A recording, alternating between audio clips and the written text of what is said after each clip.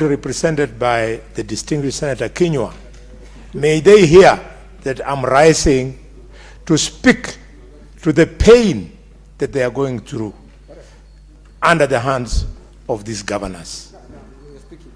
Madam Speaker, I want to laud the attempt by the Senator of Narok to put another layer of emphasis on the fact that governors must be accountable. That's all that we are saying. Madam Speaker, we want members of the public. I've been following the discourse that has taken place from the drama which was there yesterday and now, and the members of the public, some of them are losing it. Forget about that drama. What we are talking about is accountability.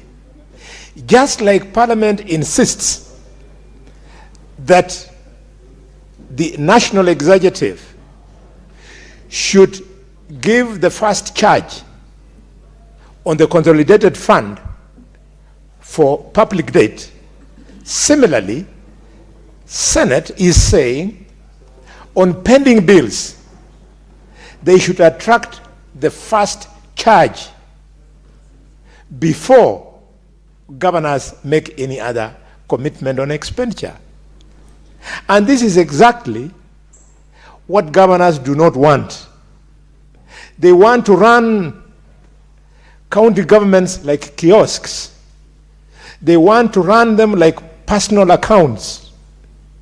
They want to run them like the accounts they have opened for their children to pay their school fees, not caring where they get the money from that they put in the accounts that they've opened in the names of their children. We want to insist that governors must present themselves for oversight. And Madam Speaker, so that I do not lose track, let me appeal to the people of Kakamega. People of Kakamega understand the Public Accounts Committee. Governor Barasa is lucky I don't sit there. If I was sitting there, I would have added more oomph into what they did to him when he came and they found he had fallen short of the glory. People of Kakamega, why Governor Barasa should be forced and be frog-marched to Nairobi is for the following reasons.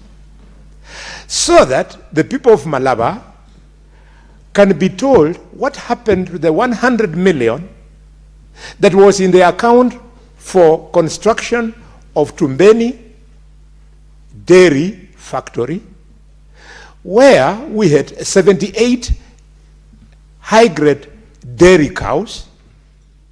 He should come and tell us what happened to the 100 million. He should come and tell us how did the animals drop from 78 to today 17 animals. These people come in the night, some agents of the governor, and they walk away with the cows belonging to the public. They are cattle thieves. They are cattle rustlers. This is what we want them to respond to. The people of Malaba want Governor Barasa to tell them what happened to the 250 million shillings that in the books indicates that it was put on the Butali Malecha Road. The road is there looking like the bald head of Barasa. How I wish it was bald like mine. Mine is bald and smooth. Madam Speaker, the people of Mumias West and the people of Matungu want to hear Barasa explain what happened to the 400 million plus which he put for the construction of the road from Mumias town through Mwiboma, through Matawa, through Lureko, all the way up in Dangalasia. They want to be told because the money has been spent in the books, the road is not there on the ground. This is what we are talking about. The people of Matungu want Barasa to tell the country what happened to the millions, hundreds of them, 600 million that he put for the construction of the road from Bulimbo, Harambe Market, to go and cross all the way to Malaha. They want to be told. Instead, the road is not there, apart from Senator Sifuna, 3.5 kilometers to the governor's gate. and the 600 million shillings is gone. This is what the Public Accounts Committee is talking about. You must forget, you must forgive young Sifuna and young Okech for being energetic and moving the way they moved yesterday. It was the collective anger. The collective anger of this House. It was not that they wanted to assault Governor Lelit. No. In fact, Governor Lelit has nothing for which you can assault him.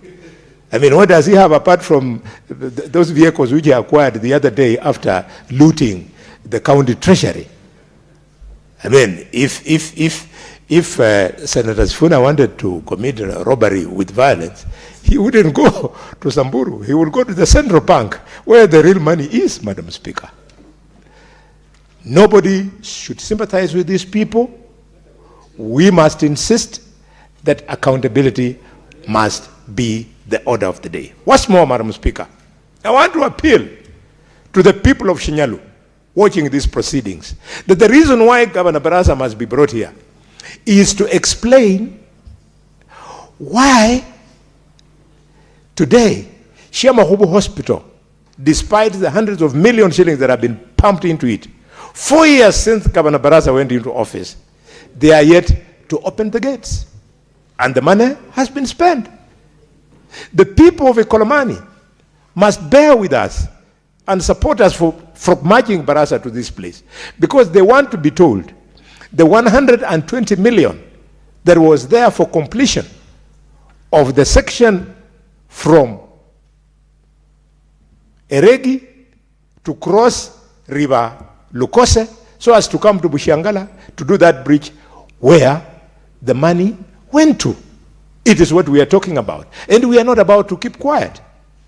If we don't do this, then the drama that the governor of Nairobi was trying to bring here, and I'm glad that Senator Sifuna, you are spot on. When you are contributing on that debate, you came with the report of the Auditor General. You are reading it out for the people of Nairobi to realize that it was nothing personal. You know, recently, because Sifuna has become Sisi Sifuna, people think he's doing things for other reasons. No. He is discharging on this one his mandate. Whether he's a two-term or one-term person is not the issue. The issue is about accountability. Mr. Speaker, the way you're looking at me is like it's a crime to say two-term. The people who are saying two-term, they are saying they want President Ruto to continue in office. And those who are saying one-term, we are saying he has fallen short of performance, and therefore he should be relieved of the burden. All democratic positions.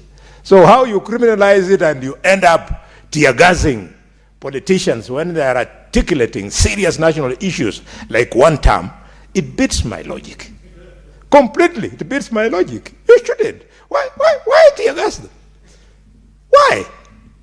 For what reason? In fact, when Moi arrested me as a young, dashing doctor because of my conscience, I look back and I say, probably Moi would have killed us if he was having the kind of bad and attitude. But the guy used to lock us. He locked me up. He locked Richard Onyonka. And we have lived. Yes, we have lived to say it. Why attack people? And we thought it would just be tear gas, Mr. Speaker. Now they are using bullets, and we would have thought there would be rubber bullets. They are using live rounds. And Murkomen is there, shouting, shoot to kill. Honorable Nelson Koech from Belgut is there, shouting, shoot to kill. And the president is saying, shoot in the leg. Really? Really? What country do we want to build? We refuse.